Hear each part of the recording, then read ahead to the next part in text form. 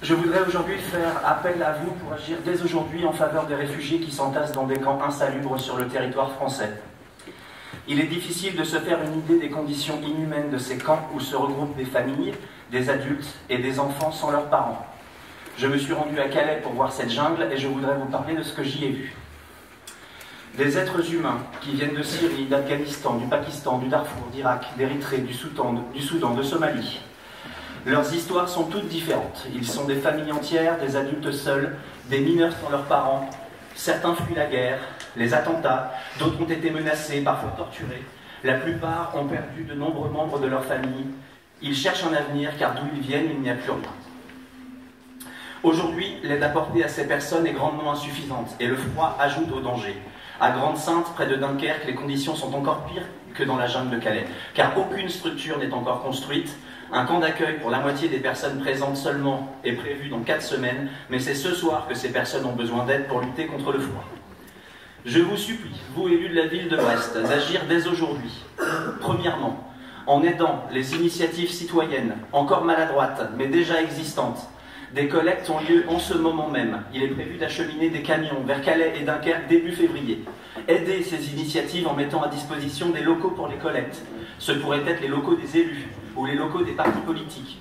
Aujourd'hui, ces actions ne sont pas coordonnées. Il est difficile de trouver de l'information, donc difficile d'aider. Vous pouvez, en tant qu'élu, apporter la coordination nécessaire pour que les motivations des citoyens ne soient pas gâchées. Beaucoup sont prêts à aider, il faut coordonner. En plus de ces locaux de collecte, vous pourriez attribuer un budget pour la location des camions qui vont permettre l'acheminement de matériel et de nourriture à partir de Brest et de ses environs. Nous, citoyens, voulons bien continuer à agir, à prendre les choses en main, mais nous avons besoin d'aide matérielle et de se sentir soutenus par la ville dans laquelle nous vivons. Ces actions doivent être rendues plus efficaces, plus coordonnées et plus pérennes. Ce ne peut être uniquement l'action de citoyens volontaires isolés, car il s'agit de la survie d'êtres humains. Pour ce premier point, j'en appelle à votre humanité. Vous êtes des élus, vous avez des missions, vous pensez peut-être que ces actions sortent de votre domaine de compétences, mais vous êtes aussi des hommes et des femmes, et nous devrions tous et toutes nous sentir concernés par ces personnes en immense détresse. Cette première demande répond à l'urgence de besoins d'aide immédiate, mais s'il faut voir plus loin. Deuxièmement, je voudrais que la ville de Brest pèse auprès des autorités pour que les particuliers puissent accueillir des réfugiés. De nombreuses personnes sont prêtes à accueillir, mais ne sont pas sollicitées, ni même autorisées. L'aide est là, mais elle n'est pas utilisée. Pourquoi? S'il vous plaît, prononcez-vous pour qu'au moins les personnes de bonne volonté puissent aider à la hauteur de leurs moyens, à défaut d'une aide massive organisée par l'État. Ces 7000 personnes à Calais et 3000 à Dunkerque, sans compter les autres camps moins connus, ne pourront pas rester dans ces camps éternellement. Il faut organiser leur accueil. Cet accueil, de nombreux et de nombreuses Brestoises sont volontaires pour mettre à disposition des maisons. Dans certaines autres villes, l'accueil s'est déjà organisé. Nous sommes Brest Métropole. Nous devons accueillir des réfugiés à hauteur de notre envergure. Pour cela, la mairie doit recenser les bonnes volontés qui souhaitent accueillir des réfugiés. La mairie de Brest pourrait montrer un exemple de solidarité, avoir un réel message d'accueil. Enfin, le dernier point, je vous demande de nommer une personne identifiée qui deviendrait l'interface de ces actions avec la mairie. Une personne qui soit vos yeux et vos oreilles. Cette personne, je suis prêt à l'accompagner sur place pour qu'elle se rende compte par elle-même, si jamais vous doutiez des informations que je vous communique. Je peux vous garantir que toute personne qui se rend sur place, qui voit les bénévoles anglais et belges œuvrer avec un talent exemplaire, qui voit ces personnes survivre dans des montagnes de détritus et des mares de boue, qui croise les regards de ces enfants qui grandissent dans un tel endroit, revient changé, engagé, déterminé à ce que cette horreur cesse, ou au moins y contribuer. Brest est une grande ville, forte, travailleuse. Faisons notre part et dès aujourd'hui engageons-nous sur le chemin. Organisons et finançons une aide d'urgence dès ce soir pour apporter du matériel. Prononcez-vous pour permettre aux particuliers d'accueillir des réfugiés chez eux. Recensez les logements disponibles mis à disposition par des volontaires. Nommez une personne qui coordonne les actions à la mairie de Brest. Merci de m'avoir écouté. Merci. D'autres? Tout à fait sur ce sujet, monsieur le maire.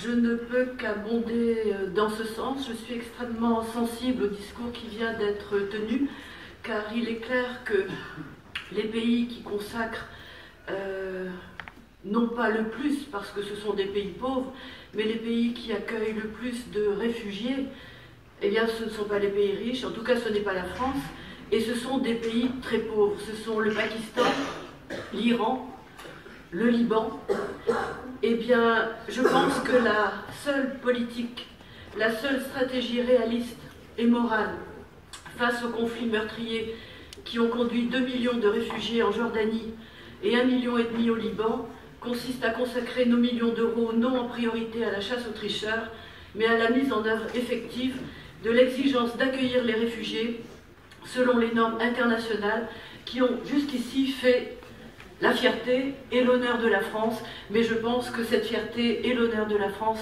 sont en train de dégringoler très très rapidement face à ce qui se passe. Merci. D'autres demandes de parole? Oui, Julie Lewick. Oui, Monsieur le maire, chers collègues, on ne peut qu'être très très touché et solidaire avec ce que vient de dire Sébastien Chambre. Pour mémoire, les personnes qui se trouvent en ce moment à Calais viennent parce qu'ils n'ont pas d'autres solutions et la plupart sont persuadés que c'est la porte d'entrée simplement vers la survie. Et nous pourrions à Brest mettre en place tout ce qu'il faut pour accueillir ces personnes dans de bonnes conditions, pour qu'elles puissent monter leur dossier en toute sérénité, pour qu'elles puissent commencer à se penser un avenir avec leurs enfants. Nous perdons régulièrement des habitants, nous avons de la place et je crois qu'on peut dire ici qu'on a bon cœur et qu'on peut vraiment imaginer un avenir pour les réfugiés qui pourraient trouver ici un abri. Merci. Marie Boussoir. Non, je voulais simplement rajouter, Monsieur le Président, que je comprends très bien ce que l'avant-dernier intervenant, Marie Gervin, a dit, puisque j'étais moi-même à Athènes pendant toutes les fêtes de Noël, donc pour rencontrer les associations qui s'occupent là-bas des réfugiés syriens, des familles, etc. C'est vrai que c'est des choses qui sont à regarder de près, à voir.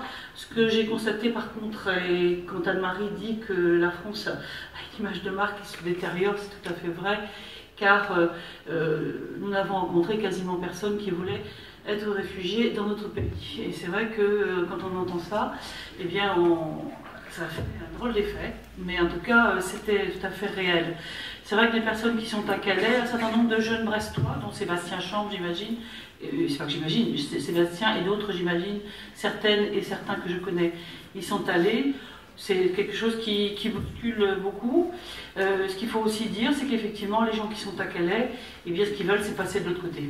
Et qu'effectivement, ils ne veulent pas non plus rester en France, beaucoup d'entre eux. Je crois qu'il faut qu'on entende ça. Je crois qu'il y a beaucoup de travail qui se fait sur le département pour les quelques familles qui ont été, je dirais, mises en contact avec les autorités et les collectivités. Donc ce travail-là se fait.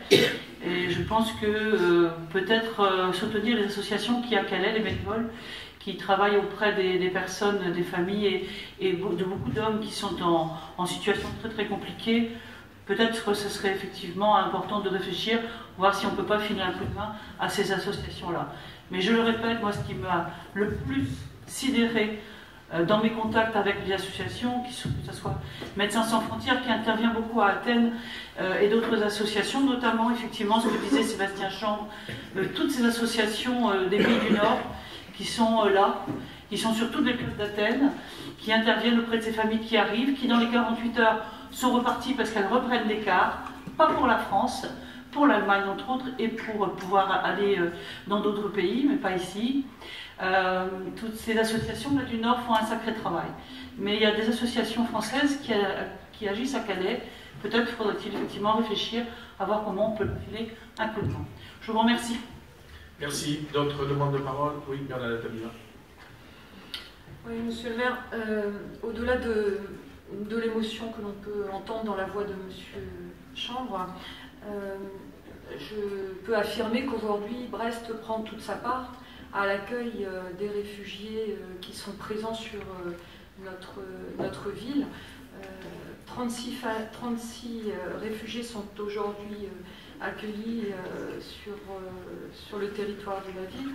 Au-delà de la ville, c'est un certain nombre de familles, de personnes qui arrivent et qui sont accueillies aussi dans le sud du département. Les relations que nous avons avec les associations qui ont été mandatées par les services de l'État, notamment Coalia sur le Nord Finistère et Macé-City sur le Sud Finistère, sont des relations suivies et soutenues. Les relations que nous avons également avec les associations et la mobilisation citoyenne par un certain nombre de réseaux, notamment le réseau d'Iguemer, qui accompagne aussi un certain nombre de personnes pour résoudre des questions d'hébergement. Tout cela se fait sur Brest et se fait de la meilleure manière qu'il soit, ou qu'il est possible qu'elle soit, dans la mesure où il est important d'accueillir ces personnes dans le respect de ce qu'elles sont et de ce qu'elles ont vécu. Après, la ville a pour habitude aussi, dans le cas de situations humanitaires massives, de répondre aux demandes des associations, d'aider les associations à Calais. À ce jour, nous n'avons été saisis d'aucune demande des associations caritatives avec lesquelles nous sommes en relation. Nous n'avons été saisis d'aucune demande de cette nature. Il y a d'autres demandes de parole. Il y a, pour conclure, juste 2 mots pour compléter ce que vient de dire Bernadette Alivin. Je crois que j'ai entendu, nous avons entendu le message de Sébastien Chambre. Je crois qu'on ne peut être que révolté par les images qui nous sont rapportées de ce qui se passe à Calais ou à Dunkerque. Et donc tout doit être fait pour sortir ces personnes, et notamment les enfants, de cette situation intolérable. Après, nous, l'équipe municipale a toujours dit au service de l'État, et notamment, parce que je crois qu'il est encore compétent au préfet Jean-Jacques Brault, qu'on connaît bien, puisqu'il était préfet du Finistère, que Brest était disponible, Brest d'ailleurs comme d'autres villes du Finistère, était disponible pour accueillir plus de réfugiés. Sur Brest, 36, et les recensements des lieux ont été faits. Après, il appartient au service de l'État, en fonction des demandes, eh bien, de nous les répercuter. Mais en tout cas, nous n'avons jamais refusé d'accueillir plus de réfugiés.